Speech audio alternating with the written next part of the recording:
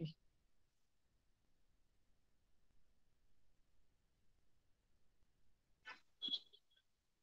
धन्वंतरी स्तवनापासून करूया. शंखं चक्रं गदां दधतामृतघटं चारुदोर्भिश्चतुर्भिः सूक्ष्मस्फटिकाकृत्यां शुकपरिविलसन् मौलिमं भोजनेत्रं कालाम्बोदोज्ज्वलाङ्गं पटितटविलसश्चारुपीताम्बराढ्यं वन्दे धन्वन्तरिं तं निखिलगदमनं प्रौढभावाग्निलीलम्.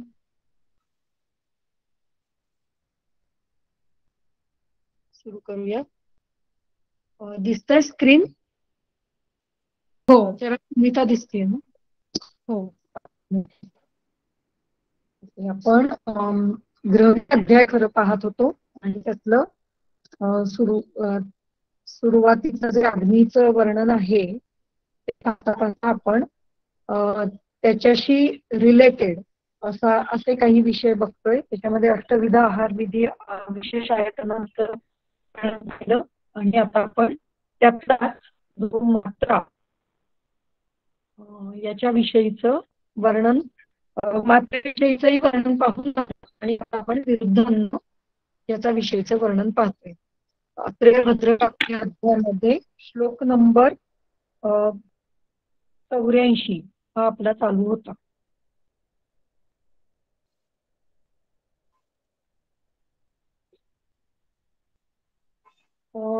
हे सर्व वर्णन आपण वाचलेलं आहे. यात फक्त खालचं जी टीका आहे ती वाचायची राहिली होती, ती आपण वाचून घेऊयात म्हणजे अधिक चांगल्या पद्धतीने आपल्याला ते कळेल. ग्राम्य पिशितादींनी मध्वादीनाम अन्यतरेण अपि विरुद्धानी, म्हणजे इथे जे आपण पाहिलं की ग्राम्य अनुपौदक पिशितानी हे मधु इत्यादी, मध्वादी म्हणजे मधु आदी नाम, अन्यतरेण अपि विरुद्धानी म्हणजे अन्यतरेण म्हणजे एक एक जरी घेतलं तरी म्हणजे ग्राम्य मधु बरोबर, अनुप मधु बरोबर, औदक मधु बरोबर, ग्राम्यातील बरोबर म्हणजे परम्युटेशन कॉम्बिनेशन वेगवेगळं केलं तरी ते विरुद्ध ठरतात. कलमुकता इति, कलमुकता अव्यक्त वचनता बोलता न येणं. पौष्करादीनां मधुपयोभ्याम च अव्यवहारो विरुद्धः म्हणजे पौष्करम, पौष्कर इथे पत्र पाहिजे, पौष्कर पत्र रूपम शाकम, या पौष्कराचं जे पानाच्या रूपी जे शाक आहे ते इथे आपल्याला गृहीत धरायचं आहे. रोहिणी म्हणजे कटुरोहिणी म्हणजे कडूपडवळ किंवा कटुरोहिणी असा त्याचा अर्थ होतो. धमनी प्रतिचय म्हणजे सीराज ग्रंथी, सीरांमध्ये होणाऱ्या गाठी किंवा ग्रंथी असं लक्षात घ्यायचंय. जातुक शाकम वंशपत्रिका म्हणजे वंश म्हणजे बांबू, बांबूचं जे शाक आहे त्याचा इथे आपल्याला विचार करायचा. वैरोधिकत्वात इति अनेन प्रकरण लब्धस्य अपि वैरोधकस्य पुनः अभिधानम सामान्य उक्त शांड्यादी व्याधी कर्तुता उपदर्शनार्थम. आता असं जेव्हा असतं त्यावेळेला आपण परत वरती जाऊन वाचायचं थोडस की नक्की वैरोध हा शब्द कुठे आलेला आहे. तर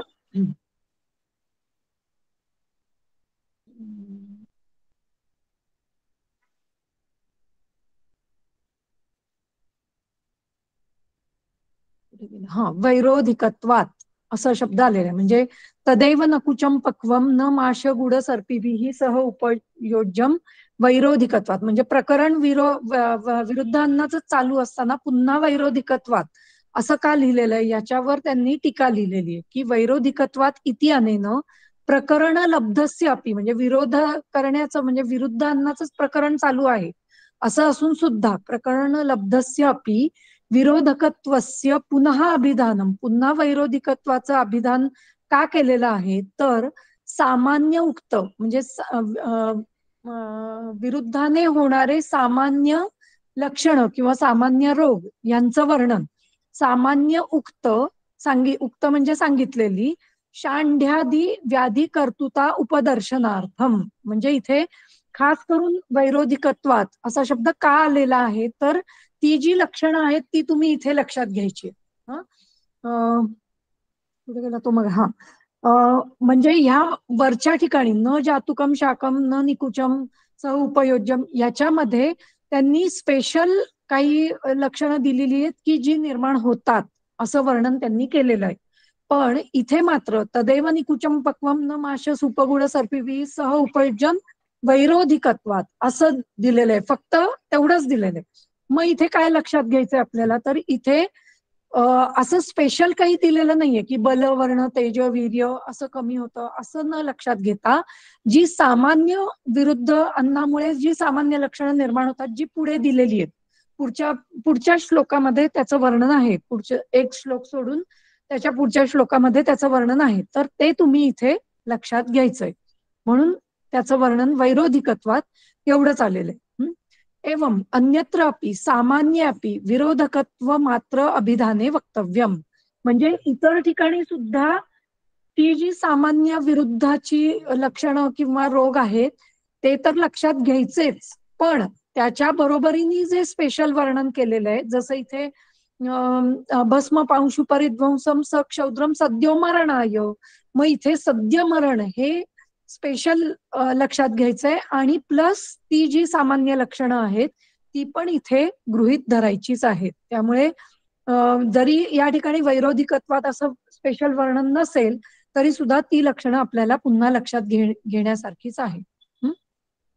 तथा अम्ल इत्यादौ अम्ल ग्रहणेन लब्धानामपि अम्ल आम्रातकादीनाम अभिधानम विशेष विरोध सूचनार्थम. म्हणजे अम्ल इत्यादी सांगितलेलं असताना पुन्हा अम्लाचं वर्णन इथे केलेलं आहे त्यांनी. आपण वाचलं हे सगळं की द्रव्याणी सर्वम अम्लम द्रव्यम द्रवम अद्रवमच, म्हणजे इथे सगळं अम्ल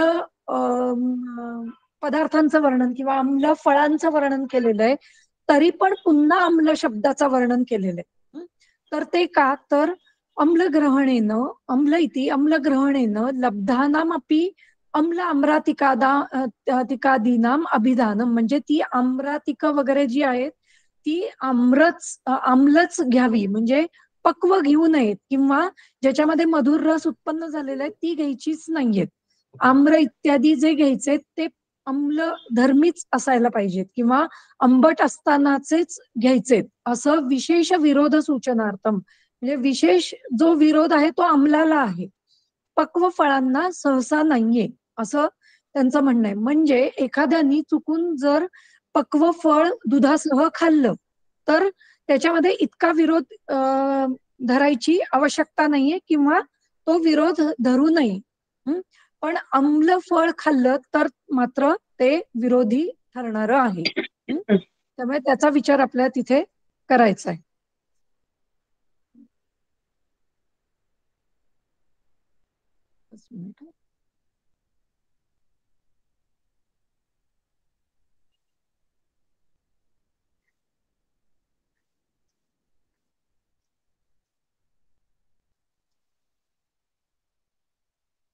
ओके. त्यानंतर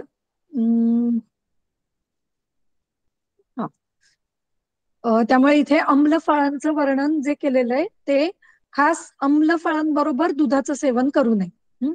सर्व ग्रहणेन एव अम्ल सर्व ग्रहणेन एव द्रव अद्रव अम्ले प्राप्ते पुनः द्रव अद्रव वचनम सर्व शब्दस्य द्रव अद्रव अम्ल कार्स्न्यार्थता प्रतिषेधार्थम. हे पण वर्णन आपण मागच्या ह्याच्यामध्ये त्याचं विवरण केलेलं आहे किंवा मी त्याचं एक्सप्लेनेशन दिलं होतं की म्हणजे अम्ल सर्वच अम्ल पदार्थ घेऊ नयेत असं वर्णन केलेलं असताना पुन्हा द्रव अद्रव अम्ल पदार्थ घेऊ नयेत असं वर्णन का बरं आलेलं आहे किंवा त्याचं म्हणजे ते का पुन्हा लिहिलेलं आहे, तर अम्लाचं संपूर्णतः प्रतिषेध हा तिथे सांगितलाय. म्हणजे द्रव पण नाही घ्यायचं, अद्रव पण अम्ल पदार्थ घ्यायचे नाहीयेत, हे आपल्याला इथे लक्षात घ्यायचंय. भवती ही प्रकरण एकदेशे अपि सर्व व्यपदेशः म्हणजे या ठिकाणी एकदेशाचं वर्णन केलेलं असताना सुद्धा सर्व सर्व पदार्थांचा व्यपदेश म्हणजे सर्व पदार्थांवर आरोप केलेला आहे. व्यपदेश म्हणजे आरोप, आरोप केलेला आहे हे आपल्याला लक्षात घेण्यासारखं आहे. यथा सर्वान भोजयेत इति म्हणजे ज्याप्रमाणे आपण घरामध्ये एखाद्यालाच जेवायला बोलवतो म्हणजे एकानीच जेवा असं न म्हणता सर्वान भोजयेत यथा सर्वान भोजयेत सर्वांनीच भोजन करावं असं म्हणताना आपण प्रत्येकाला वेगवेगळं सांगत बसत नाही. त्याप्रमाणे इथेही सर्वांचं वर्णन जे आहे ते एकत्रच केलेलं आहे. त्यामुळे त्याचं आपण म्हणजे इथे असं लक्षात घ्यायचंय की सर्वांचं वर्णन इथे सर्व आम्ल पदार्थ या लिस्ट मध्ये आपल्याला गृहीत धरायला हवेत. किंवा सर्व ग्रहणम अम्ल विपाकानाम व्रीयादीनाम ग्रहणार्थम म्हणजे सर्व या ठिकाणी अम्लव्रीही जर असतील तरी त्यांचंही वर्णन किंवा त्यांचंही समावेश या अम्लद्रव्यांमध्ये करायला पाहिजे. म्हणजे अम्ल म्हणताना कुठल्याही प्रकारचं अम्ल हे दुधासोबत घ्यायचं नाहीये हे आपण गृहीत धरायचं आहे. पयसा इति तृतीयया एव सह अर्थे लब्धे पुन्हा सह इति अभिधानम केवल अम्लादियुक्तस्य एव विरोधिता उपदर्शनार्थम. आता इथं पयसा हा शब्द तृतीय आहे. पयः पयसी पयांसी प्रथमा, पयः पयसी पयांसी द्वितीया, पयसा पयोभ्याम पयोभिः तृतीया. म्हणजे पयसा ही तृतीय आहे आणि तृतीया म्हणजे करण आणि करणाबरोबर नेहमी सह हा शब्द लागतो किंवा उलट सह या शब्दाबरोबर नेहमी तृतीयाच असते. म्हणजे करण हे नेहमी कोणाच्या तरी बरोबर किंवा याच्या बरोबर हे काम केलं जातं अशा अर्थीच घेतला जातो. राम हा लक्ष्मणेन सह वनम गच्छति किंवा लक्ष्मण हा रामेण सह वनम गच्छति. सीता रामेण सह वनम गच्छति. इथे तृतीया जे आहे तर ती तृतीया सह या अर्थी वापरली जाते. त्यामुळे पयसा इति तृतीयया पयसा या तृतीयाच्या अर्थाच्या शब्दाच्या द्वारे सह हा अर्थ आपोआप लाभतच आहे. तरी पुन्हा सह इति अभिधानम तरी सुद्धा पुन्हा सह या शब्दाचं वर्णन केलेलं आहे. का तर केवल अम्लादियुक्तस्य एव विरोधता दर्शनार्थम म्हणजे केवळ अम्ल या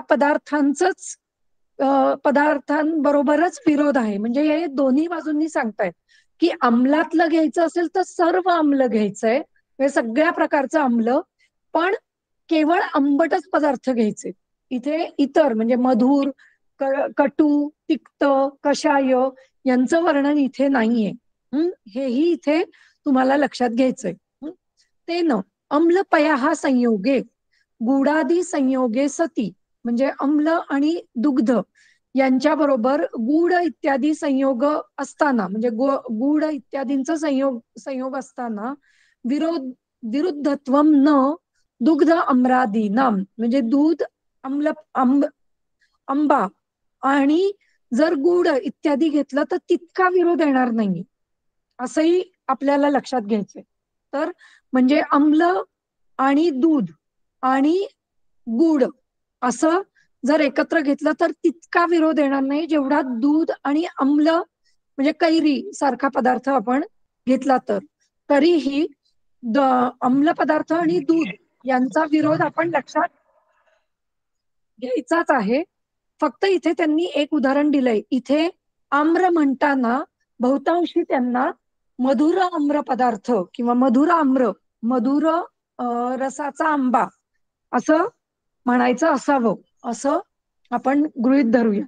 कारण इथे अम्ल आणि दूध यांचा संयोग नाहीच सांगितलेला आहे. पण तरी एक वचन असं आलेलं आहे की अम्लपय संयोगे गुड आदी संयोगे म्हणजे गुड इत्यादी सह जर अम्ल आणि दूध यांचा प्रयोग केला तर तितका विरोध ठरणार नाहीये. जसं दूध आम्र आणि गुड असा जर संयोग केला तर तितका विरोध ठरणार नाहीये, असं बहुधा त्यांना म्हणायचं असावं. मॅडम, हा. तिथे वर जे दिले ना त्यांनी की अम्ल विपाकी पण त्याच्यामध्ये येतात, तर मग दूध आणि हरिद्रा पण विरुद्धच आहे ना?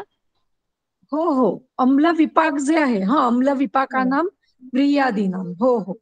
जिथे जिथे अम्ल विपाक येतोय, हा, व्रीही ह्याचा अम्ल विपाक होतो. विपाक म्हणजे पचल्यानंतर ते अम्ल स्वरूप धारण करतात, तर त्याच्यामुळे हं. त्यांचाही दुधाबरोबर विरोधच सांगितलेला आहे. त्यामुळे सहसा व्रीही बरोबर पण घ्यायचं नाहीच आहे आपल्याला, म्हणजे दूध भात हे पण खरं तर योग्य नाही हं. असं आहे. म्हणूनच विरुद्ध हे खूप जाणून घेण्यासारखं आहे की किती गोष्टींमुळे विरोध निर्माण होऊ शकतो आणि कशा कशा प्रकारे होऊ शकतो. तर म्हणजे याची एक लिस्ट आपल्याला करून ठेवता येईल. पुन्हा माझं तर प्रत्येक वेळेला हे मत असंच आहे की ज्याला विरुद्ध कळलं तो हेतू अगदी परफेक्ट काढू शकेल आणि समोरच्या पेशंट मध्ये असलेले जे काही विरुद्धाचे हेतू आहेत ते काढायला खूप सोपे जाते किंवा ते त्याच्यामध्ये परफेक्शन येऊ शकेल असं आहे. त्यामुळे आणि विरुद्ध हा, हा, बोल बोल. कुलत्थ पण दिले ना, तर मकुष्ट कुलत्थ, हो हो, मग माश कुष्ठकुलत्थ, निष्पावत, हे हो, पण विरुद्ध आहेत ना? विरुद्ध आहे. पण हो, हे असे पण आहेत की आपण शिजवल्यानंतर विरुद्ध आहेत, कच्चे पण विरुद्धच आहे ना? कच्चे पण विरुद्धच. हा हा. हो, कच्चे पण विरुद्धच. कारण त्यांचा अम्ल विपाक होतो त्यामुळे ते विरुद्ध आहेत. त्यामुळे हा हा. शरीरात गेल्यावर जर ज्यांचा ज्यांचा अम्ल विपाक होतो ते सगळं विरुद्ध. आणि पौष्कर जे म्हटलंय ना, ते पुष्कर हो. मूळ आहे की वेगळं आहे हे नाही नाही, पौष्कर? हे वेगळं आहे बहुधा वेगळं तरी. ना? बघायला अच्छा. पाहिजे, बघायला पाहिजे, मला पण नाही लक्षात येते. हा कदाचित हा. असेल पुष्कर मूळ, तू म्हणतेस तसं, म्हणजे ते मूळ असेल आणि त्याचंच बीज असेल हे. अ, बघून सांगते मी तुला अच्छा. हा हा. बीज. वनक इति वन कोद्रवहा. कोद्रव हे एक प्रकारचं मिलेट किंवा कुधान्य असं आपण म्हणू शकू. ज्याला म्हणजे म्हणजे या वर्षीचं आपलं आयुषचं ध्येय आहे की मिलेटवर ज्यादा त्यांनी भर दिलेला आहे आणि मिलेटचा प्रसार हा जास्त केलाय, तर तशामधलं एक धान्य असं लक्षात घ्यायचं. पद्मोत्तरिका म्हणजे कुसुंब म्हणजे करडई. शार्कर इति मैरेय विशेषण म्हणजे एक प्रकारचं मद्य, तर ते मद्यांच्या ह्याच्यामध्ये आपल्याला येईल. वातम च अति कोपयती इति वचनेन पित्त कफौ अल्पम कोपयती बोधयती. म्हणजे वातम च अति कोपयती म्हणताना पित्त आणि कफ हे कमी प्रमाणात का होईना प्रकुपित होतात असं समजतं. बोधयती म्हणजे असं समजावं किंवा समजतं. एवं पित्तम च अति कोपयती इति कफम च अति कोपयती इति एतयोः अपि वाच्यम. म्हणजे पित्तम च अति कोपयती आणि कफम च अति कोपयती ह्या ठिकाणी सुद्धा बाकी दोन जे दोष आहेत त्यांचाही अल्प प्रमाणामध्ये कोप होतो हे आपल्याला इथे लक्षात घ्यायचंय. तर इथे वातमच्या अति कोपयती, पित्तमच्या अति कोपयती, कफमच्या अति कोपयती, त्या ठिकाणी वात पित्त कफाबरोबरच इतर दोन दोषांचाही प्रकोप होतो हे आपल्याला त्या ठिकाणी लक्षात घ्यायचंय. हरिद्रको हरिताल इति ख्यातः पक्षी. हरिताल नावाचा पक्षी. बलाका वारुण्यासह विरुद्ध. बलाका ही वारुणी हे पण एक प्रकारचं मद्य आहे आणि बलाक म्हणजे बदकाचं मांस, ते याच्याबरोबर विरुद्ध आहे. याचा अभ्यास का करून ठेवायचा, तर खरोखरच याचा उपयोग बाहेरच्या देशांमध्ये गेल्यावर होऊ शकतो. तिथली लोक ही अशाच प्रकारचे मांस आणि हे खाणारी असतात. त्या ठिकाणी अर्थात त्या ठिकाणी ते किती विरुद्ध आहे याचाही विचार करायला पाहिजे, कारण त्या ठिकाणचा देश काल याच्यामध्येही बदल असणार आहेत. तिथल्या हवामानामध्ये फरक, तिथल्या ऋतूमध्ये फरक, तर कुठल्या ऋतूमध्ये कुठलं विरुद्ध आहे याचाही विचार करायला याचा अभ्यास करणं गरजेचं आहे. कुलमाशही च बलाका विरुद्ध. कुलमाशा बरोबर बलाक हे विरुद्ध आहे. इथं पुन्हा कुलमाश म्हणजे राजमाश म्हणजे माशाबरोबर बकाचं मांस हे विरुद्ध आहे. म्हणजे त्या काळामध्ये इतका अभ्यास हा झालेला आहे की कुठलं मांस कुठल्या धान्याबरोबर विरुद्ध आहे हे त्यांनी शोधून काढलेलं आहे. याचा विचार आपल्याला करायला हवा, किंवा हे पदार्थ त्या काळामध्ये बऱ्याच मोठ्या प्रमाणात वापरात असणार आहे आणि म्हणून ते त्यांना विरुद्ध आहेत हे सांगता येणं सोपं गेलेलं. एरंड सीसक अवसक्तम इति एरंड काष्ट अवसक्तम, म्हणजे एरंड काष्टामध्ये अवसक्त म्हणजे बुडवलेलं. एरंड काष्ट अवसक्त सीसक म्हणजे भटित्र कारण काष्टम, म्हणजे भट्टी करण्यासाठी वापरलेलं जे काष्ट आहे ते जर एरंड काष्ट असेल आणि त्याच्यामध्ये अवसक्त म्हणजे त्याच्यामध्ये घातलेलं कुठलं मांस, ते वरती दिलेलं आहे त्यांनी की कुठलं मांस एरंड काष्टामध्ये घालू नये. हे मयूर मांस एरंड सीसकावसक्तम एरंड अग्निप्लुष्टम असं दिलंय, तर ते विरुद्ध आहे. तदेव इति हारिद्रक मांसम, तदेव याचा अर्थ इथे कुठेतरी तदेव शब्द आहे, म्हणजे इथे तो हारिद्रक मांसाला लावून घ्यायचा आहे आपल्याला. मत्स्याः निस्तालन्ते पच्यन्ते, निस्तालन्ते म्हणजे पच्यन्ते, यस्मिन तद मत्स्य निस्तालनम, पच्यंत म्हणजे पुन्हा जिथे तळणं किंवा पाक करणं अशा अर्थी होतो. तर आपण इथे दोन्ही अर्थ घेऊ शकतो की एक तर पाक करणं किंवा शिजवणं. निस्तालनम वसा, निस्तालनासाठी त्यांनी वसेचा उपयोग केलेला आहे. जतुकरणे अपि उक्ते मत्स्यवसा सिद्धा पिप्पल्या, हा मत्स्यवसा सिद्ध पिप्पली असेल तर ती विरुद्ध आहे. त्यानंतर काकमाची मधूच्या इति संयोग विरुद्धम, काकमाची आणि मधू हे संयोग, काकमाची ही एक प्रकारची भाजी आहे आणि ती मधू बरोबर खाल्ली तर मधाबरोबर खाल्ली तर ती विरुद्ध आहे.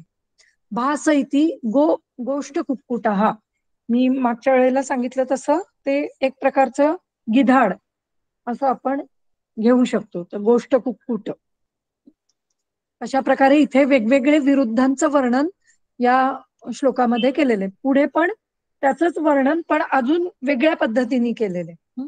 भवन्ति च अत्र श्लोकाः यत् किंचित दोषमास्त्राव्य न निर्हरति कायतः आहार जातम तत्सर्वम अहिताय उपपद्यते. आता इथे विरुद्धाचीच वेगळ्या प्रकारे व्याख्या सांगितली. काय तर जे किंचित म्हणजे काहीही, जे काहीही किंवा जे कुठलेही पदार्थ यात किंचित दोषम आस्राव्य, दोषांना दोषांचा स्त्राव करून, आस्त्राव्य स्त्रव धातू आहे, आ अधिक स्त्रव त्याचं ल्यबंत आहे. ल्यबंत कधी वापरतात तर एक गोष्ट करून दुसरी गोष्ट असं सांगायचं असेल तर, म्हणजे इथे सांगितलंय की दोषांचा स्त्राव करून न निर्हरती कायतः, काय शरीराच्या बाहेर काढत नाही. जो कुठलाही पदार्थ दोषांचा स्त्राव करतात म्हणजे शरीरातल्या शरीरात दोष वाढवतात पण ते शरीराबाहेर काढत नाही. न निर्हरती कायतः आहार जातम तत्सर्वम अहिताय उपपद्यते. असं जे काही आहार जात आहे म्हणजे आहारापासून निर्माण होणारं काहीही त्याला म्हणतात आहारजात. जन जायते इति त्याच्यापासून जात म्हणजे कर्मणी भूतकालवाचक झालेलं आहे, म्हणजे आहारापासून निर्माण झालेलं. असं जे काही आहे ते सर्व अहितकर आहे असं समजावं किंवा उपपद्यते असं जाणता येतं असा अर्थ होतो. अनुक्त वैरोधिक संग्रहार्थम यत् किंचित इति, मी जसं म्हटलं तसं जे काही अनुक्त आहे म्हणजे जे ग्रंथात उक्त नाही, वर्णन केलेलं नाही, त्या सर्वांचं वर्णन करण्यासाठी एक कुठलं तरी टूल दिलं जातं किंवा एक कुठला तरी श्लोक असा दिला जातो की ज्याच्यामध्ये त्याचं वर्णन असं अशा पद्धतीने केलेलं आहे की त्या अनुक्तांनाही ते लागू आहे, म्हणजे उक्त पदार्थांनाही आहे आणि अनुक्तांना पण आहे. तर उक्त पदार्थांचं त्यांनी वर्णन केलं की मयूर मांस एरंड काष्टामध्ये भ्रष्ट केलं की ते मृत्यूदायक ठरणार आहे. मग म्हणजेच ते काय करतंय, तर म्हणजेच ते शरीरामध्ये दोष वाढवतंय, पण ते शरीराच्या बाहेर नाही काढतंय. तर हेच त्यांनी अनुक्तांसाठी ही त्याची व्याख्या इथे तयार करून ठेवलेली आहे. त्यामुळे हे आपल्यासाठी टूल आहे की जे जे कुठले असे पदार्थ म्हणजे जे वरती दिलेले आहेत त्याच्यापेक्षा इतर कुठलेही पदार्थ जेव्हा आपल्याला मिळतील की जे शरीरामध्ये स्त्राव वाढवतायत, दोषस्त्राव करतायत, दोष वाढवतायत, पण ते शरीराच्या बाहेर काढत नाहीयेत, असे जे कुठले पदार्थ असतील ते सर्व शरीरासाठी अहितकर आहेत किंवा त्या सर्वांना आपल्याला विरुद्ध असं म्हणायचं आहे. आरियत इति आहारो भेषजम अपि. आरियत याचा अर्थ आहार किंवा भेषज या दोघांचंही वर्णन या ठिकाणी केलेलं आहे. म्हणजे आहार जातम शब्दामध्ये आहार आणि भेषज किंवा औषध या दोघांचंही वर्णन आपल्याला घ्यायचंय. दोषम आश्राव्य इति दोषान उत्कृष्ट रूपान जनयित्वा न निर्हरती इति. म्हणजे दोषांना उत्कृष्ट करून उत्कृष्ट रूप प्राप्त करून देऊन जनयित्वा म्हणजे प्राप्त करून देऊन शरीराच्या बाहेर काढत नाहीत. न निर्हरती शरीराबाहेर काढत नाहीत. अनेन वमन विरेचन द्रव्याणी निराकरोती. याच्यामध्ये तुम्ही एक अपवाद समजा किंवा याच्यापासून वमन विरेचन द्रव्यांचा अपवाद मानावा. तानीही दोषान आश्राव्य निर्हरती. वमन विरेचन द्रव्य कशी आहेत की दोषांचा स्त्राव करतात किंवा दोष वाढवतात आणि ते शरीराच्या बाहेर काढून टाकतात. त्यामुळे वमन आणि विरेचन द्रव्य ही या गोष्टीसाठी किंवा विरुद्धासाठी ही अपवाद आहेत. जरी ती शरीराच्या विरुद्ध असली तरी ती शरीरात घेऊन शरीरातले दोष शरीराच्या बाहेर काढण्यासाठी ती उपयोगी ठरतात. म्हणून त्यांचा योग्य त्या काळात योग्य त्या वेळी उपयोग करणं गरजेचं आहे. अशा प्रकारे विरुद्धाची ही व्याख्या आहे आणि याचा उपयोग आपल्याला अनुक्त विरुद्ध समजण्यासाठी करायचा आहे.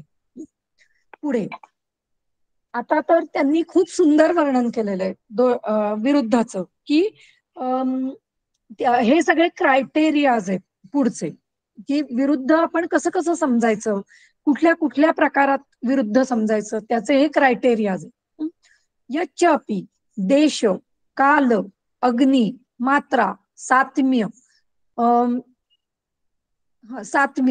अनिलादिभिः संस्कारतो वीर्यतः कोष्ठ अवस्था क्रमैः परिहार उपचाराभ्याम पाकात संयोगतो अपि च विरुद्धम तच्च न हितम हृत संपद्भिः च यत. तर हे सर्व विरुद्ध आहे. अशा प्रकारे हे सर्व विरुद्ध आहे. एकच मिनिट.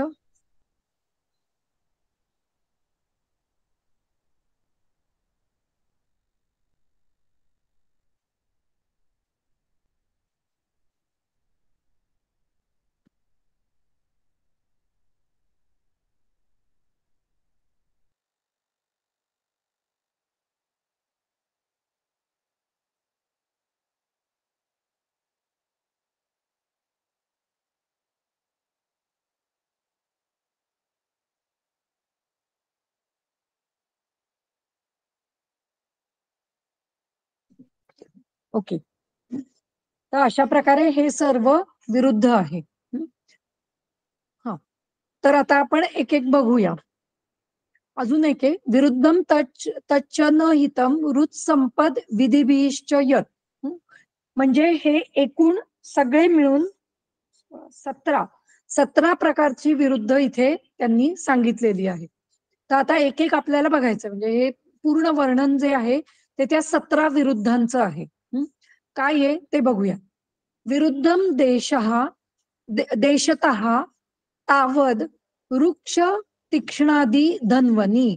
वृक्ष आणि तीक्ष्ण ही द्रव्य जर आपण धन्वनी म्हणजे जांगल प्रदेशामध्ये वापरली तर ती विरुद्ध आहेत. अनुपे स्निग्ध शीतादी. अनुप देशामध्ये जर स्निग्ध किंवा शीतद्रव्य वापरली तर ती विरुद्ध आहे. आणि इथे खास वर्णन भेषजम यद निषेवते, म्हणजे अशा प्रकारे जर आपण भेषज किंवा औषध वापरली तर ती विरुद्ध ठरणार आहे. विरुद्धम देशतः तावत वृक्ष तीक्ष्णादी धन्वनी अनुपे स्निग्ध शीतादी भेषजम यद निषेव्यते, जे अशा प्रकारे औषधांचा वापर करतील तर ती औषधं त्या त्या देशांमध्ये विरुद्ध आहेत. तर हे झालं देशविरुद्ध. कालतो अपि विरुद्धम यद शीत वृक्षादी सेवनम शीतकाले, इथे तोडायचे. शीतकालामध्ये शीत आणि वृक्ष यांचं सेवन हे कालतः विरुद्ध आहे. तथा उष्णेच कटु उष्णादी सेवनम, आणि उष्ण काळामध्ये कटु किंवा उष्ण इत्यादी द्रव्यांचं सेवन, म्हणजे उष्ण आदी म्हणताना इथे तीक्ष्ण किंवा म्हणजे अशा प्रकारचं वर्णन जे शरीरासाठी उष्ण ठरणार आहे, हे सर्व पदार्थ हे शरीरासाठी विरुद्ध आहेत.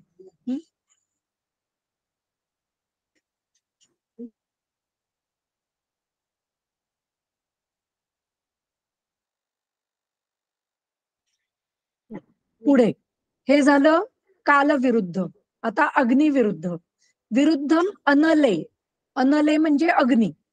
विरुद्धम अनले तद्वत अन्नपानम चतुर्विधम, म्हणजे 4 प्रकारचं जे अन्नपान, लेय, पेय, खाद्य आणि आशित, असं जे अन्न आहे ते अन्न हे अग्नीच्या विरुद्ध ठरणारं आहे. म्हणजे जसा तुमचा अग्नी असेल त्याप्रमाणे तुम्हाला चतुर्विध अन्नापैकी आपल्याला काय योग्य आहे त्याचा विचार करायचा आहे. जर तुमचा अग्नी कमी असेल तर पेय पदार्थ किंवा लेह्य पदार्थ हे शरीरासाठी विरुद्ध असू शकतात.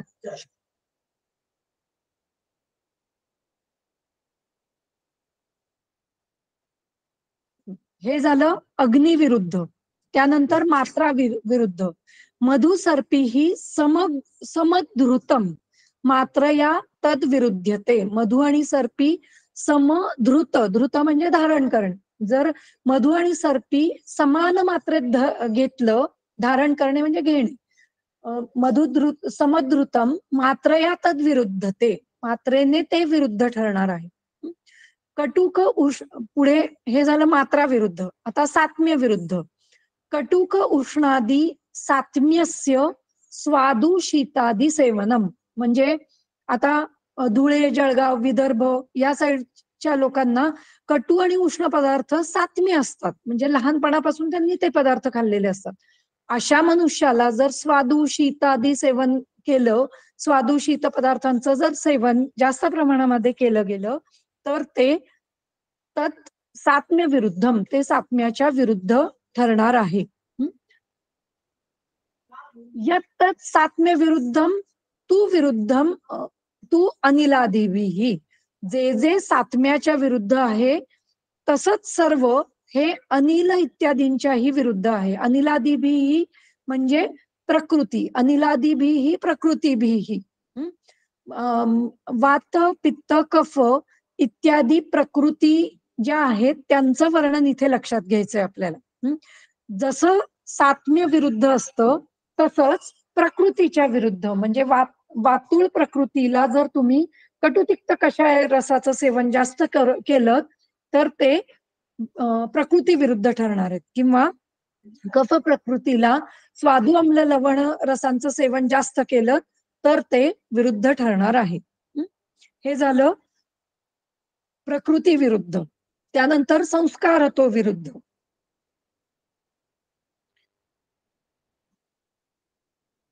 या समान गुणाभ्यास विरुद्ध अन्न औषध क्रिया, हे सगळं प्रकृतीलाच लावायचंय. यत सात्म्य विरुद्ध विरुद्धम तू अनिलादिभिः, या समान गुणाभ्यास विरुद्ध अन्न औषध क्रिया संस्कारतो विरुद्धम तद भोज्यम विषवत भवेत. सॉरी, हे खालच्याच ह्याला लावायचंय. या समान गुणाभ्यास, जी समान गुण अभ्यास, समान गुणांच्या अभ्यासाने विरुद्ध अशी अन्न औषध क्रिया आहे ती सर्व संस्कारतो विरुद्ध मानावीत. ती सर्व आणि तशा प्रकारचं भोजन हे संस्काराने विरुद्ध मानावं आणि ते विषवत भवेत, ते विषकारक ठरणार आहेत. त्यामुळे जे जे संस्कारांनी बनलेलं आहे ते ते विषकारक ठरणार आहेत.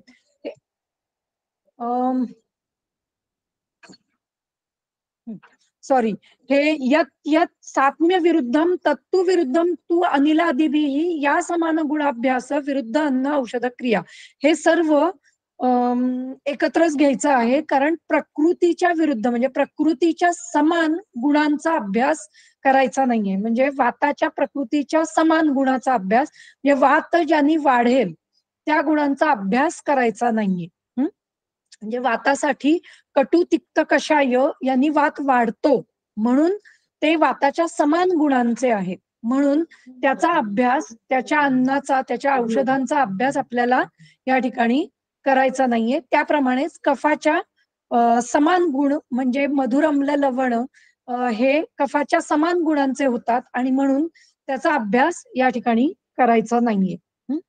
ते विरुद्ध ठरणार. आता संस्कारतो विरुद्धम तद यद भोज्यम विषवत भवेत. संस्कारांनी विरुद्ध काय आहेत? जे संस्कारांनी जर काही विरुद्ध असेल तर ते भोज्य विषवत ठरणार आहे. त्याच्यासाठी त्यांनी खाली उदाहरण दिलेलं आहे की एरंड सिसकासक्तम शिखी मांसम यथा एवही. एरंड सिसकासक्त जे शिखी मांस आहे, मयूर मांस आहे, ते विषवत होऊ शकतं आणि म्हणून आणि हे संस्कारांनी विरुद्ध होणार आहे. पुढे विरुद्धम वीर्यतो नेयम वीर्यतः शीतलात्मकम तत्संयोज्य उष्णवीर्येण द्रव्येण सह सेव्यते. इथे वीर्य विरुद्ध काय आहे तर शीतद्रव्यांचं उष्णद्रव्यांबरोबर सेवन हे विरुद्ध ठरणार आहे. शीतल द्रव्यांचं किंवा शीतवीर्य अशा द्रव्यांचं उष्णवीर्या बरोबर सेवन हे विरुद्ध ठरणार आहे. जे आपण मत्स्य आणि दुग्ध याच्यामध्ये पाहिलं किंवा आम्ल आणि दुग्ध यांच्यामध्ये पाहिलं, जे वीर्यानी उष्ण किंवा व्रीही आणि दुग्ध हे वीर्यानी विरुद्ध ठरणार असल्यामुळे ते घेऊ नये. आणि वीर्य विरुद्धाला सगळ्यात जास्त महत्व आहे आणि म्हणूनच आहार विधी विशेष आयतनांमध्ये वीर्य अविरुद्धम अश्नीयात असं वर्णन केलेलं आहे. पुढे पुढे कोष्ठ विरुद्ध काय आहे? क्रूर कोष्ठस्य च अत्यल्पम मंदवीर्यम अभेदनम. क्रूर कोष्ठी माणसाला म्हणजे ज्याचं कोष्ठ अतिशय क्रूर आहे अशा माणसाला अतिशय कमी प्रमाणात आणि मंदवीर्याचं भेदन न होणारं द्रव्य जर दिलं, मग ते आहार स्वरूपी असेल किंवा औषधी स्वरूपी असेल तर ते विरुद्ध ठरणार आहे. किंवा मंद कोष्ठाला गुरु आणि भेदन करणार आणि तेही खूप मात्रेत असं जर आपण आहार किंवा औषध दिला तर ते विरुद्ध ठरणार आहे. तर त्यामुळे अशा प्रकारचं सेवन म्हणजे आता क्रूर कोष्ठी माणसामध्ये जर आपण अल्प प्रमाणात पण आणि तरीही वृक्ष असं जर कुठलंही अन्न सेवन केलं किंवा अल्प प्रमाणात औषध दिलं आणि ते सुद्धा भेदन न करणारं औषध दिलं, म्हणजे मलभेदन न करणारं औषध दिलं, जे शरीरामध्ये वृक्षता वाढवू शकेल असं औषध दिलं, तर ते क्रूर कोष्ठासाठी हितकर ठरणार नाहीये. त्याचप्रमाणे मृदू कोष्ठाला जर गुरु जास्त ज्याचं कोष्ठ मृदू आहे त्याला जर गुरु म्हणजे जे उशिरा पचणारं अन्न आहे, अन्नपान आहे, त्याचं सेवन जास्त प्रमाणात आणि ते सुद्धा बहु म्हणजे जास्त प्रमाणात करायला दिलं तर तेही विरुद्ध ठरणार आहे. आणि जर ते अजून भेदनीय असेल म्हणजे भेदन करणारं असेल तर ते मृदू कोष्ठासाठी त्रासदायकच ठरणार आहे. त्याच्यानी द्रवमल प्रवृत्ती सुरू किंवा अतिसार होण्याची शक्यता जास्त आहे. एतत् कोष्ठ विरुद्धम तू. आता अवस्था विरुद्धम स्याद अवस्थया श्रम व्यवाय व्यायाम सक्तस्य अनिल कोपनम. आता अवस्थेविरुद्ध सांगितलंय. काय तर ज्यांनी श्रम जास्त केले, ज्यांनी व्यवहार जास्त केलाय, ज्यांनी व्यायाम जास्त केलाय, अशी आसक्ती असलेला, म्हणजे यांनी आसक्त असा जो मनुष्य आहे, किंवा याचा अभ्यास करणारा जो मनुष्य, आसक्त म्हणजे काय, ज्याला त्याची सवय आहे, किंवा जो सतत सतत त्या गोष्टी करतो, अशा मनुष्याला जर वात प्रकोपक आहार औषध असं जर दिलं तर ते त्याच्या विरुद्ध ठरणार आहे, शरीराच्या विरुद्ध ठरणार आहे. निद्रालस्यस्य भोजनम श्लेष्मकोपनम. आणि अवस्था विरुद्धामध्ये अजून एक काय उदाहरण दिलंय, तर जो निद्रा किंवा आळशी आहे, आलस्यस्य, जो आळशी आहे अशा माणसाला, निद्रालस्यस्य आलस्यस्य च, म्हणजे निद्राळू आणि आळशी अशा माणसाला जर कफ प्रकोपक भोजन दिलं तर ते त्याच्या शरीरासाठी विरुद्ध ठरणार आहे. पुढे हे झालं अवस्था विरुद्ध. आता क्रमविरुद्ध.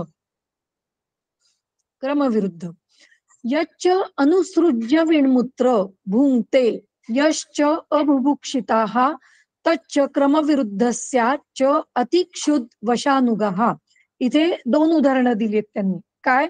यच्च विणमूत्र अनुसृज्य भुंक्ते, जो ज्यांनी मलप्रवृत्ती आणि मूत्र प्रवृत्ती रोखून, किंवा मलप्रवृत्ती आणि मूत्र प्रवृत्तीचं विसर्जन न करता जो जेवतो, भुंक्ते, जो जेवण करतो, किंवा यश्च, आता दुसरं उदाहरण आहे, यश्च अबुभुक्षिताः,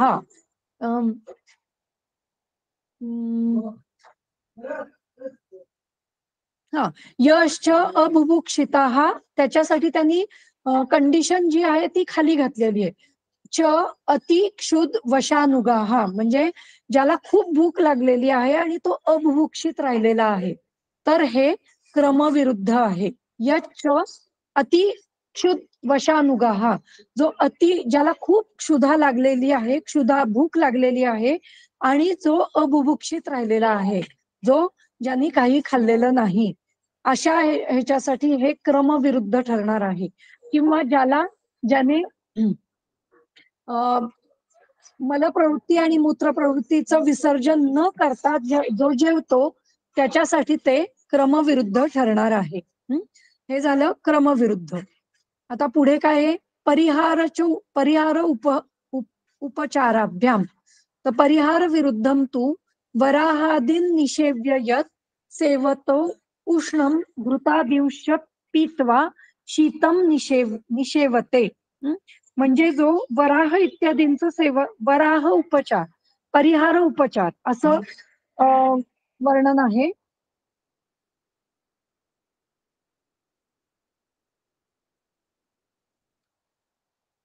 म्हणजे जे निषेवण करणं योग्यच नाही.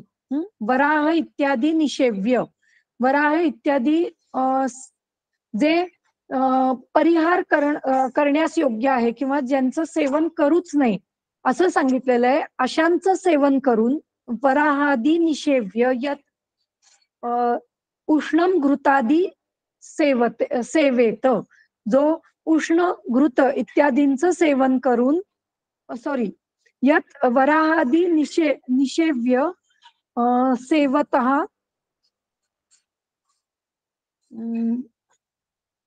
वराहादीन निषेव्य यत सेवेत उष्णम घृतादिंश पीत्वा शीतम निषेव्यते. म्हणजे वराहादींचं सेवन केलेलं आहे प्लस उष्ण घृत इत्यादींचं सेवन केलेलं आहे, त्यांनी पुन्हा वरती शीत पदार्थांचं सेवन करणं हे परिहाराच्या विरुद्ध आहे. परिहार विरुद्ध सांगितलेलं आहे. म्हणजे अशा प्रकारे सेवन करू नये असं वर्णन केलेलं असतानाही ते सेवन कर,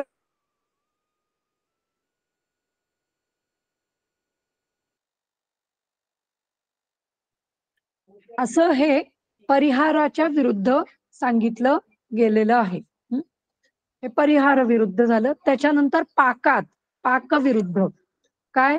विरुद्धम पाकताश्चापि दुष्ट दुर्दारू साधितम अपक्व तंडुल अत्यर्थ पक्व दग्धम च यद भवेत. आता पाकता विरुद्ध, आता हे पाक कशाला लावायचंय? आपल्या शरीरातला विपाक याला नाही लावायचंय. हा बाह्य पाक म्हणजे जे काही पदार्थ आपण करतो त्याचा पाक, तो कशा प्रकारे, म्हणजे अन्न हे कशा प्रकारे पक्व झालं पाहिजे, तर योग्य प्रकारे अन्नाचं पाचन किंवा अन्न अग्नीद्वारे पचन झालं पाहिजे. जर ते दुष्ट पचन झालं, योग्य प्रकारे पचन नाही झालं, दुर्दारू साधितम, दारू म्हणजे काष्ट, किंवा पूर्वीच्या काळी चुली होत्या, त्यामुळे त्यांनी इथे दुर्दारू साधितम म्हणजे जर योग्य काष्ट नसेल त्याला वापरलेलं, तर तेही विरुद्ध ठरणार आहे. म्हणजे तुम्ही अन्न शिजवताना कुठल्या प्रकारच्या अग्नीचा वापर करता याचा विचार आपल्याला त्या ठिकाणी करायला हवा.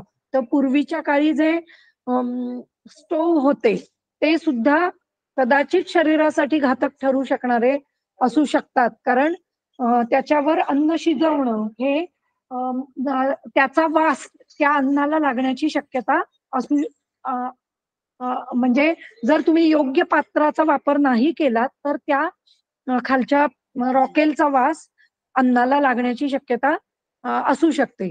आत्ताच्या काळात जर आपण विचार केला तर ओव्हन किंवा मायक्रोवेव्ह याच्यामध्ये शिजवलेलं अन्न हे शरीराच्या विरुद्ध आहे का याचा विचार झाला पाहिजे. तर जर आपण विचार केला तर गॅसवर शिजवलेलं अन्न आणि मायक्रोवेव्ह मध्ये शिजवलेलं अन्न याच्यामध्ये खूप फरक आपल्याला दिसून येतो. एक म्हणजे गॅसवर शिजवलेलं अन्न हे एक एक टप्प्यांनी शिजत जातं आणि मग म्हणजे योग्य वेळेमध्ये ते शिजतं. मायक्रोवेव्ह मध्ये शिजवलेलं अन्न हे एकाच वेळी पटकन शिजतं, एक गोष्ट. दुसरी गोष्ट, त्याच्यामध्ये प्रत्येक कणाला तो अग्नी हा एकाच वेळेला लागतो आणि त्यामुळे त्याच्यामध्ये रुक्षता, तीक्ष्णता ही वाढण्याची शक्यता जास्त असते. त्या वेव्हनी रुक्षता, तीक्ष्णता वाढण्याची शक्यता जास्त असते. जे आपण गॅसवर शिजवतो अन्न ते एक एक प्रोसेस होऊन किंवा एका कणाला दुसऱ्या कणाचं म्हणजे ज्याला कंडक्शन असं आपण म्हणतो, म्हणजे हीटचं कंडक्शन होतं. पहिलं खालचा लेअर शिजतो, त्याच्यानंतर त्याच्या पुढचा वरचा, त्याच्यानंतर त्याच्या पुढचा वरचा, असं शिजत शिजत ते योग्य पद्धतीने शिजत जातं. पण मायक्रोवेव्ह मध्ये शिजवलेलं अन्न हे म्हणजे त्याची जी कन्सिस्टन्सी असते ती नॉर्मल शिजवलेल्या अन्नापेक्षा वेगळी असते. दुसरं, जर त्याचा आपण म्हणजे सेवन करायला गेलो तरी आपल्या लक्षात येतं की मायक्रोवेव्ह मध्ये शिजवलेला चहा आणि किंवा म्हणजे त्या गरम केलेला चहा आणि आपल्या गॅसवर गरम केलेला चहा याच्यामध्येही फरक आपल्याला समजून येतो. की जर मायक्रोवेव्ह मध्ये शिजवले हे गरम केलेला चहा जर आपण त्याचा घोट घेण्याचा प्रयत्न केला तर ते जिभेला त्रासदायक ठरतो. हेच जर गॅसवर शिजवलेला व्यवस्थित गरम केलेला चहा असेल तर तो तितका त्रासदायक आपल्याला ठरत नाही. तर याच्यावरूनच आपण त्याची परीक्षा करू शकतो. तर त्यामुळे इथे कशा प्रकारे तुम्ही अन्न शिजवताय यालाही महत्व आहे.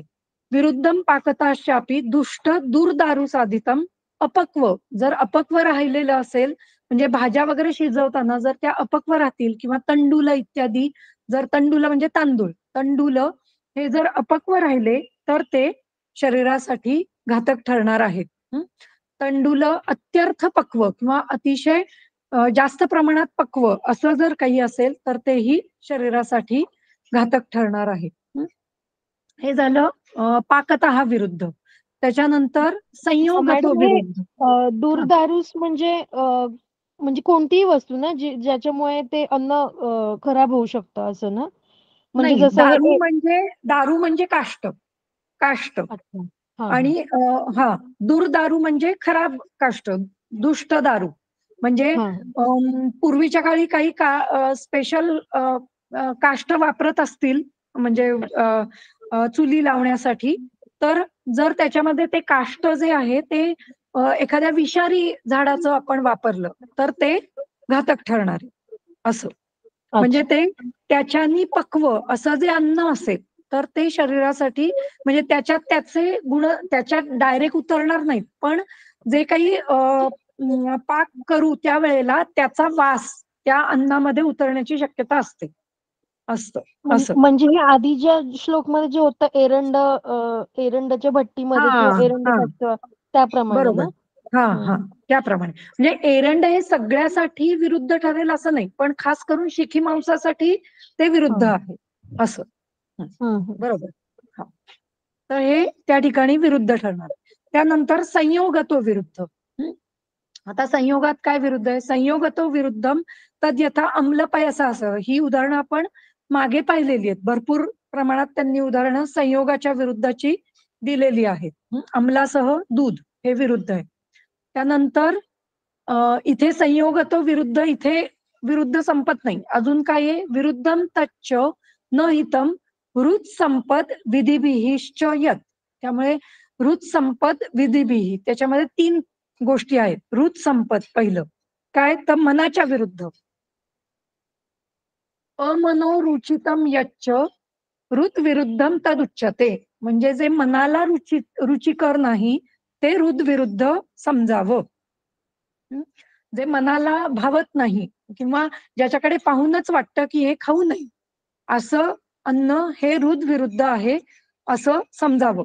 पण याच्यामध्ये पुन्हा आपल्याला सुखकर काय आहे, दुःखकर काय आहे, हितकर काय आहे, अहितकर काय आहे याचा विचार करायला हवा. म्हणजे आईस्क्रीम हे रुचिकर आहे, पण ते शरीरासाठी हितकर आहे का याचा विचार झाला पाहिजे. त्याप्रमाणे ज्या जे हितकर अन्न सांगितलेलं आहे ते जरी रुचिकर नसेल किंवा मनाच्या विरुद्ध असेल तरी पण ते शरीरासाठी हितकर आहे, शरीरासाठी सुखकर आहे. त्यामुळे त्याचा विचार इथे व्हायला पाहिजे. त्यामुळे मनोरुची ही सगळ्यात शेवटी घेतलेली गोष्ट आहे. आधी सगळं बाकीचं विरुद्ध सांगून मनोरुची ही सगळ्यात शेवटचं विरुद्ध सांगण्यात आलेलं आहे. म्हणजे त्याचा इतका विचार तुम्ही करू नका. बाकीच्या विरुद्धांचा विचार आपल्याला इथे जास्त प्रमाणात करायचा आहे. त्यानंतर संपद विरुद्धम. संपद विरुद्ध इति हृत संपद असा शब्द आहे ना, त्यातलं संपद. संपद विरुद्धम तद विद्यात असंजात रसम तु यत अतिक्रांत रसम वापी विपन्न रसमेव. तर ज्याच्यामध्ये असंजात रस आहे म्हणजे फळं किंवा भाज्या ज्या अजून अपक्व आहेत आणि त्या जर तुम्ही सतत खात राहिल्या किंवा दही, अपक्व दही ज्याच्यामध्ये अजून आम्ल म्हणजे किंचित आम्लता आलेलीच नाहीये, मधुरच रसाचं दही आहे, तर ते दही सुद्धा शरीरासाठी विरुद्धच ठरणार आहे. म्हणजे जे आम्ल दह्याचे जे गुण आहेत ते त्याच्यात मिळणार नाहीये. म्हणजे दीपन किंवा जे म्हणजे दहीचे सुद्धा सुंदर गुण सांगितलेले आहेत की जे शरीरासाठी योग्य आहेत असे गुण दह्यामध्येही सांगितले आहेत. पण ते कधी होतील तर गोड दह्यामध्ये किंवा मधुर रसाच्या दह्यामध्ये नाही होणार, तर ते पूर्ण तयार झालेल्या दह्यामध्येच मिळणार आहे. अतिक्रांत रस म्हणजे फळं जर अधिक पक्व झालेली असतील की की जी अगदी लिबलिबीत झाली आहेत किंवा जी पूर्णतः पक्व होऊन पुढच्या स्टेजला गेलेली आहेत अशी जी फळं आहेत किंवा भाज्या आहेत तर त्या संपद विरुद्ध आपल्याला मानायला हव्यात. किंवा विपन्न रस झालाय ज्याच्यामध्ये वेगळाच वास यायला लागलेला आहे, ज्याच्यामध्ये कोथ निर्माण झालेला आहे, अशा जर काही भाज्या किंवा फळं असतील तर ती शरीराच्या विरुद्ध मानायला हवी. हे झालं संपद विरुद्ध. आणि खाली दिलंय शेवटचं विधी विरुद्ध जे अन्नपान विधीच्या विरुद्ध आहे. नेयम विधी विरुद्धम तू भुज्यते निर्भृते न यत तद एवं विधिम अन्नम स्यात् विरुद्धम उपयोजितम. जे विधी विरुद्ध म्हणजे जे विधी अन्नपान विधी जे सांगितलेले आहेत त्याच्या विरुद्ध असं जर कोणी जर अन्न घेत असेल तर ते शरीरासाठी पूर्णतः विरुद्ध ठरणार आहे. अशा प्रकारचं अन्न आपल्या म्हणजे हे सर्व प्रकारचं विरुद्ध याच्यावर थिसिस होऊ शकतो, याच्यावर रिसर्च अनेक प्रकारचे होऊ शकतात. असं हे सगळं विरुद्धाचं प्रकरण आपल्या समोर ग्रंथकारांनी मांडलेलं आहे. तर अनेक म्हणजे बाहेरच्या देशामधले किती गोष्टी विरुद्ध त्या देशासाठी आहेत याच्यावर रिसर्च आपल्याला सहज करता येण्यासारखं आहे. तर त्यासाठी आपल्याला क्रायटेरिया पण दिलेले आहेत आणि त्यांची उदाहरणंही काय आहेत ती दिलेली आहेत. असं हे विरुद्धचं प्रकरण. याचा आता शेवटचा अजून एक श्लोक राहिलेला आहे तो घेऊया. यच्चापि देशकालाग्नी इत्यादी ग्रंथम केचित पठंती स च व्यक्त एव. म्हणजे जे देश काल अग्नी हे ज्याचं इतकं उदाहरणांसह जे वर्णन केलेलं आहे ते व्यक्त म्हणजे सहज सोपं आहे तुम्हाला कळायला असं टीकाकारांचंही म्हणणं आहे. त्यामुळे त्यांनी टीकाच लिहिली नाही त्याच्यावर. पुढे शांड्य आंध्य विसर्प दकोदराणाम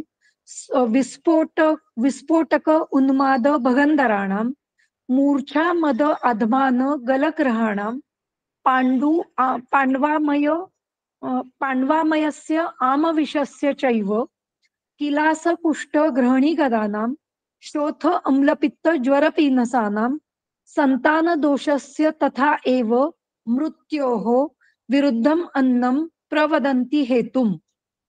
या सर्वाचे हेतू काय आहे? विरुद्ध अन्न. कोणाचे? या सर्व रोगांचे. या मृत्योः इथे षष्ठी आलेली आहे म्हणजे सगळ्यांच्या ठिकाणी षष्ठी आलेली आहे. शांड्य अंध्य विसर्प दकोदराणाम विस्फोटक उन्माद भगंधराणाम विषस्य ग्रहणी गदानाम या ठिकाणी किंवा मृत्योः मृत्यू या शब्दाची षष्ठी वापरलेली आहे. यांचा हेतुम मृत्योः हेतुम विरुद्धम अन्नम प्रवदंती. विरुद्ध अन्न या सर्वांचा हेतू आहे असं वर्णन आहे. कुठला रोग नाहीये? सगळे रोग आहेत. कुठला रोग नाहीये असं नाहीच आहे. पहिलंच वर्णन आहे शांड्य. शांड्यमिती नपुंसकता. नपुंसकता येणं, पुत्रप्राप्ती किंवा अपत्यप्राप्ती न होणं म्हणजे नपुंसकता किंवा इथे शांड्य या शब्दाचा अर्थ बीज उत्पन्न न होणं. आणि संतान दोष हा वेगळा शब्द दिलेला आहे. शांड्य म्हणजे बीजोत्पत्तीमध्ये बीजोत्पत्तीचा अभाव किंवा बीजोत्पत्ती न होणं दोघांनाही, स्त्री किंवा पुरुष. आणि संतान दोष याचा अर्थ मृत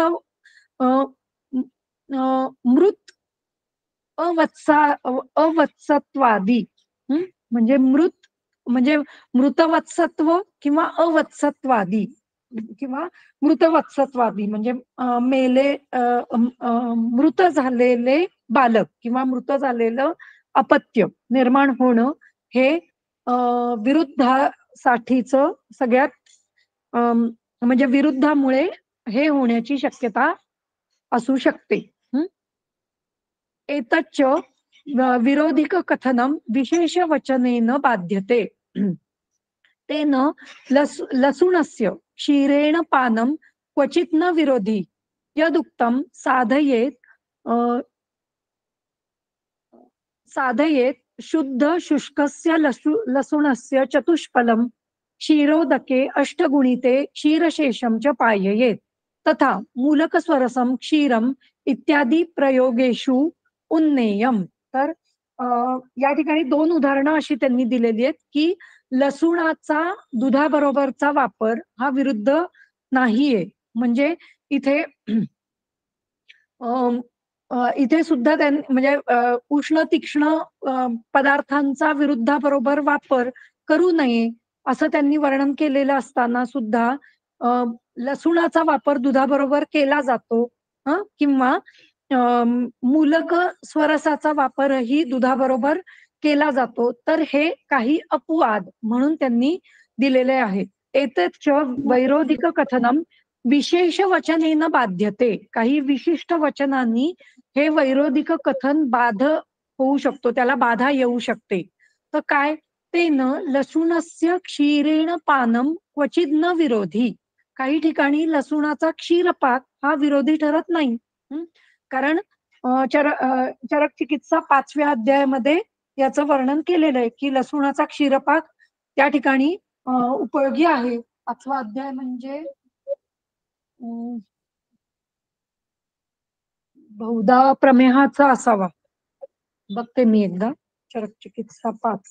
मॅडम पण ते 84व्या श्लोकामध्ये विरोधी दिलाय ना लसूण आणि दूध. हा, हो ना. पण त्याच्यासाठीच त्यांनी हे स्पेशल टीका दिली की लसूण आणि दूध हा विरुद्ध आहे. बरोबर आहे अगदी. म्हणूनच त्यांनी टीका दिली की काही अवस्थांमध्ये ते विरोधी नाहीये. एतच्च वैरोधिक कथनम, हे जे वैरोधिक कथन आहे ते विशेष वचनेन बाध्यते, म्हणजे तुमच्याच या ग्रंथामध्ये काही विशिष्ट वचनं दिलेली आहेत, त्याला बाधा येण्याची शक्यता आहे. हा, तर ती बाधा कधी म्हणजे कुठे येऊ शकते, तर तुम्हीच वर्णन केलेलं आहे की लसूणाचा क्षीरपाक हा कुठल्या व्याधींमध्ये, 5वा अध्याय कुठला आहे तो,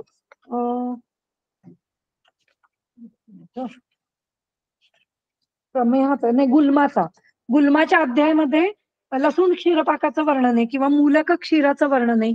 तर ह्या वचनाने त्याला बाधा येण्याची शक्यता आहे. किंवा अनेक द्रव्य संयोगात अत्र विरोधी नाम अविरोधा, विरोधी मात्र संयोग एव विरोधी भवती. म्हणजे काही ठिकाणी अनेक द्रव्यांचा संयोग केल्यानंतर म्हणजे आता मधु घृताचा संयोग हा इतर काही द्रव्यांच्या बरोबर घेतला तर तो विरोधी ठरणार नाहीये, तर ते शरीराला घातक ठरणार नाहीये. असं म्हणजे अनेक द्रव्य संयोगात विरोधीनाम अविरोधा, अनेक द्रव्यांचा संयोग केल्यावर विरोधी द्रव्यांचा विरोध नष्ट होतो. किंवा विरोधी मात्र संयोग एव विरोधी भवती. किंवा म्हणजे इथे असं जाणून घ्यायचंय आपल्याला की जे केवळ विरोध सांगितलेला आहे, म्हणजे घृत आणि मधु असं तुम्ही स्पेशल जर सेवन केलं तर ते विरोधी नक्की ठरेल. पण ते इतर काही द्रव्यांबरोबर एकत्र करून जर तुम्ही घेतलं, म्हणजे समजा आपण एखाद्याला चिकित्सा देतोय आणि त्याला आपण मधु आणि घृत एकत्र करून घे असं म्हटलं, तर त्या औषधी द्रव्यांबरोबर घेताना ते विरुद्ध ठरेलच असं नाही. ज्याला तिथे गरज आहे त्या ठिकाणी, किंवा त्याची जी विषाक्तता आहे ती विषाक्तता शरीरासाठी उपकारक ठरणार आहे असा विचार करून जरी आपण देऊ शकणार असू तर ते विरोधी ठरणार नाहीये. म्हणजे आपल्याला कफाचं भेदनच करायचंय, त्या ठिकाणी कफ अति प्रमाणात साचलेला आहे. मीही असं केलं नाही, पण माझ्या डोक्यात आलेलं हे एक उदाहरण आहे की कफाचं भेदन करायचंय, त्या ठिकाणी आपल्याला मधु आणि घृत दोघांचाही वापर करायचा आहे. तर ते कदाचित समान मात्रेत काही कफभेदी औषधांबरोबर वापरलं तर ते विरोधी नाही ठरणार आहे. पण जर मधु घृत एकत्र फक्त तेवढंच सेवन केलं आणि सातत्याने सेवन केलं तर ते मात्र विरोधी ठरणार आहे, असा इथे त्यांचा म्हणण्याचा उद्देश आहे. म्हणून त्यांनीच उदाहरण दिलं की एतच्च विरोधकथनम विशेष वचनेन बाध्यते. तुम्ही जी दिलेली काही विशेष वचनं आहेत ते त्याच्यानी हे विरोधकथन त्याला बाधा निर्माण होतीये. किंवा अनेक वेळेला असं होतं की अनेक द्रव्यांच्या संयोगाने विरोधी द्रव्य एकत्र असतानाही ती विरुद्ध ठरत नाही हे आपल्याला दिसतं. किंवा विरोधी मात्र संयोग एव विरोधी भवती. असं याचं एक उलट उदाहरण जर विचार करायचा झाला तर असं आपण म्हणू शकतो की पान जेव्हा आपण खातो त्यावेळेला म्हणजे हे विरुद्ध किंवा उलट्या प्रकारचं उदाहरण आहे असं तुम्ही म्हणू शकाल की जी पान तयार करण्यातली जी द्रव्य आहे, म्हणजे ते नागवेलीचं पान, त्याच्यावर लागलेला कात, चुना किंवा सुपारी, बडीशेप, हे सगळं एकत्र करून जेव्हा आपण पान खातो तेव्हाच तो लाल रंग निर्माण होतो. सगळं सेपरेट खाल्लं तर होईल का? तर नाही होणार. हे जसं उदाहरण आहे त्याप्रमाणे जर फक्त इथे दिलेली जी काही विरुद्ध आहेत ती जर म्हणजे ती जर आपण स्पेशल सेवन केली आणि ते सुद्धा जर सतत सतत सेवन केली तर ती विरोधी ठरणार आहे. पण जर ती एखाद्या वेळेला किंवा काही द्रव्यांच्या बरोबर सेवन केली तर ती कदाचित विरोधी ठरणारही नाही. तर त्यामुळे अशा प्रकारचे अपवाद जे आहेत ते आपल्याला इथे लक्षात घ्यायचे. त्याप्रमाणे हा लसूणाचा पण अपवाद आहे की गुल्म यासारख्या अतिशय गूढ आणि अतिशय कठीण जिथे संप्राप्ती असते किंवा दोषदुष्य समूर्छना जिथे कठीण स्वरूपाची असते अशा ठिकाणी लसूण जे उष्ण तीक्ष्ण आहे त्याचा दुधाबरोबर केलेला वापर हा तितका विरुद्ध ठरत नाही असं. किंवा असं म्हणू शकतो की ती विषाक्तता त्या गुल्माला भेदन करायला उपयोगी ठरेल अशा ठिकाणी, कारण चरक चिकित्सा 5 म्हणजे गुल्म अध्याय आहे, त्याच्या ठिकाणी लसूणाचा वापर तिथे केलेला दिसतो. त्यामुळे असे अपवाद आपल्याला या ठिकाणी जाणून घेणं गरजेचं आहे. आलं लक्षात? हो मॅडम. हो. त्याप्रमाणे पुढे यत्तु मधु उष्णेन वमनेन संयुक्तस्य सत्यपि मदनफलादि द्रव्य संयोगे विरोधार्थम उक्तम अपक्वगमनादि तत् मधुनो द्रव्यांतर संयोगो अपि उष्ण संबंधत्वे विरोधत्व उपदर्शनार्थम. म्हणजे मध हा उष्ण द्रव्यांबरोबर आपण जर घेतला तर तो विरोधी ठरतो, पण वमनाच्या द्रव्यांबरोबर आपण त्याला गरम करतो आणि देतो, किंवा बस्तीमध्येही जे काही आपण आधी मध सैंधव घालतो आणि मग त्याच्यावर गरम असा काढा टाकतो, तर ते विरुद्ध नाही ठरत. कारण का, तर म्हणजे माझं त्याच्या मागचं लॉजिक असंच आहे की त्यातली जी काही विषाक्तता आहे ती तिथलं जे दोषदुष्य समूर्छना आहे त्याचं भेदन करण्यासाठीच उपयोगी पडते.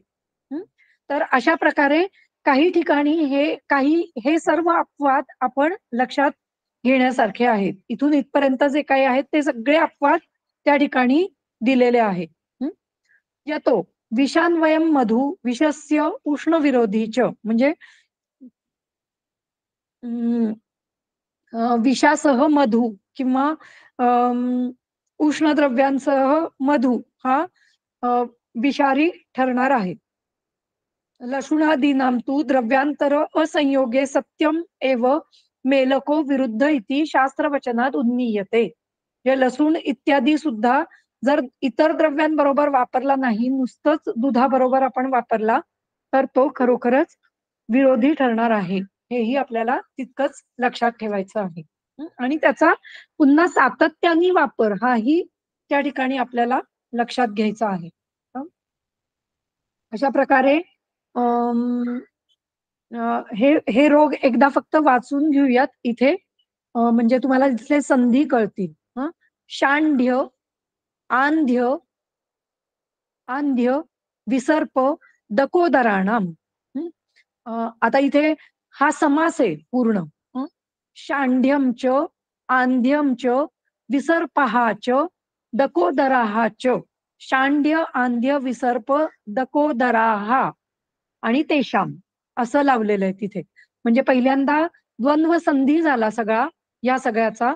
शांड्यम च, आंध्यम च, विसर्पहा च, दकोदराहा च. हा द्वंद्व संधी झाला. शांड्य, अंध्य, विसर्प, दकोदराहा आणि तेशाम ही षष्ठी विभक्ती त्या ठिकाणी लागली. त्याचप्रमाणे सगळीकडे तसंच लागलेलं आहे. फक्त आता मी याची नावं वाचते. विस्फोटक, उन्माद, भगंदर. विस्फोटक म्हणजे विविध प्रकारची ग्रंथी उत्पन्न होणं. मग पूयमय ग्रंथी किंवा नुसत्या ग्रंथी किंवा पित्तज ग्रंथी, कफज ग्रंथी जे काय आहे त्या ग्रंथी. नंतर उन्माद, भगंदर, मूर्छा, मद, आधमान, गलग्रह, पांडवामय. इथं पांडवामय, पांडू हा नेहमी ना पांडुरोग अशा स्वरूपातच धरला जातो. पांडवामय, आमविष, त्यानंतर किलास, कुष्ठ, ग्रहणी गद. ग्रहणी पण नेहमी रोग, कारण ग्रहणी हा अवयव आहे त्यामुळे त्याचा नेहमी गद म्हणजे रोगाचा पर्याय, त्यामुळे ग्रहणी गद असाच शब्द नेहमी वापरला जातो. शोथ, अम्लपित्त, ज्वर, पिनसानाम हे रोग. आणि संतान दोष आणि मृत्योहो विरुद्धम अन्नम प्रवदंती हेतू. विरुद्ध अन्न हे त्याचे ह्या सर्वांचे हेतू आहेत. अशा प्रकारे आपल्याला विरुद्धाचा विषय या ठिकाणी आपला संपेल. आता पुढच्या वेळेला आपण सात्म्य विरुद्ध असेल. सात्म्य विरुद्ध, सात्म्य, असात्म्यात सात्म्यम अश्नीयात असं असेल तर ते आपण घेऊयात.